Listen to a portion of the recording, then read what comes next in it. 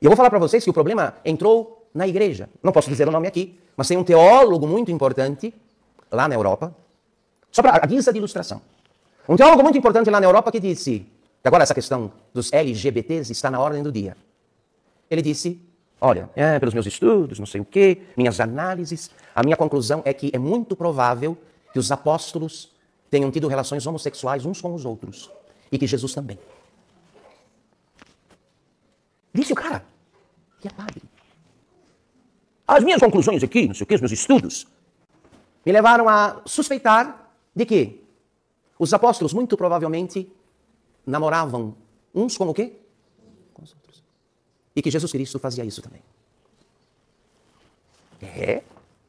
Gente que depois vai ensinar nas faculdades de teologia e formar padres e bispos. Viram o que aconteceu em Aparecida? Viram? Vestiram a imagem de Nossa Senhora Aparecida com o manto com as cores do arco-íris, um grupo LGBT, dito católico, que fez uma romaria lá, e entrou com a imagem de Nossa Senhora Aparecida, com o manto todo colorido, com as cores do arco-íris. Tá feia a coisa. Tá ou não tá? Mas por quê? Porque nós estamos, de certo modo, entorpecidos e adormecidos. Com o que é que o mal, o diabo e os seus seguidores contam para avançar a sua agenda?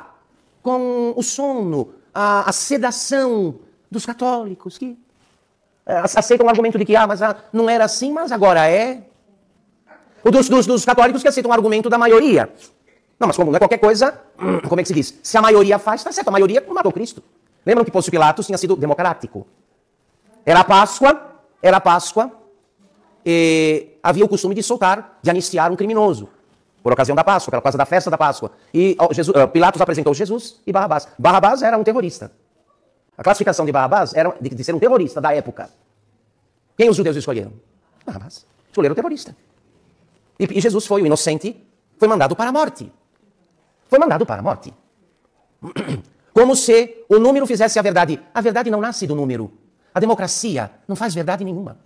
Não, todo mundo agora é a opinião da maioria. A opinião da maioria matou Jesus Cristo. As coisas não ficam certas porque agora a maioria pensa assim.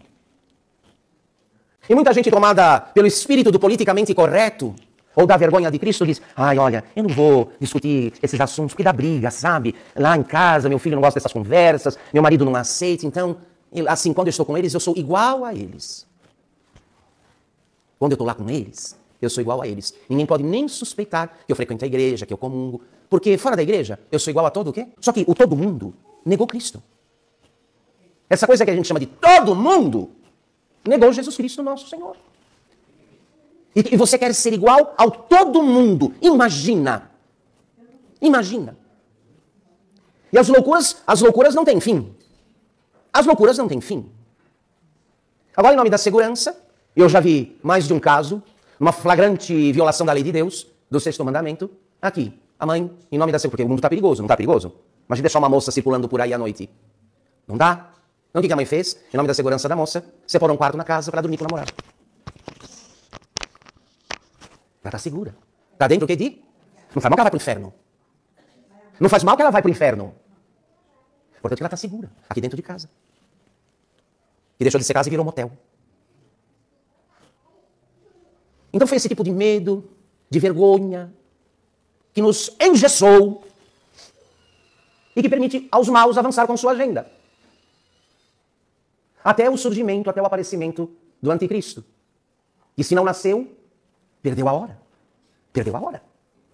E que quando vier, será ele o único objeto de culto e de adoração legítimo.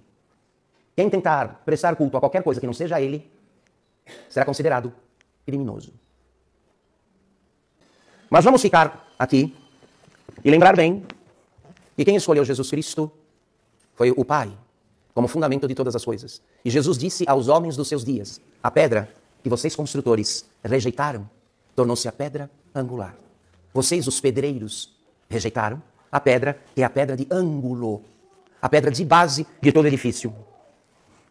Então não poderia acontecer outra coisa a não ser a ruína da construção que se apoiou em outra coisa que não fosse a pedra angular. É o caso do mundo. Moralmente e espiritualmente, deixa eu dizer a vocês para encerrar, me desculpem aqui as figuras assim meio traumáticas, mas é verdade. do ponto de vista do mundo, da situação do mundo, ele não está em melhores condições do que aquele cadáver já em estado avançado. Porque um cadáver, 3 dias depois da morte, está de um jeito. 3 meses depois da morte, está o quê? Bem diferente.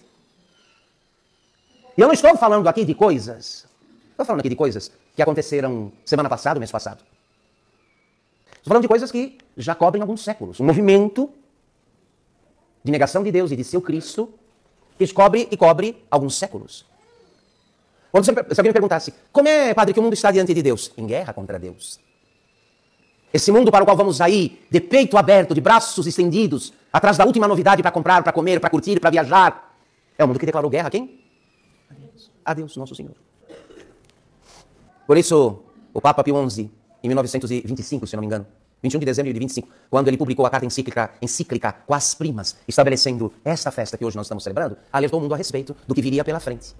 Do que estava por acontecer, uma vez que as sociedades e as nações antis-católicas agora estavam querendo se livrar do jugo de Cristo. Lá na Europa, os dedos já estão sobre os botões de acionamento do armamento nuclear. Um esperando que o outro acione o quê? Assim. Os alemães que não são bobos nem nada já estão bem preparados, né?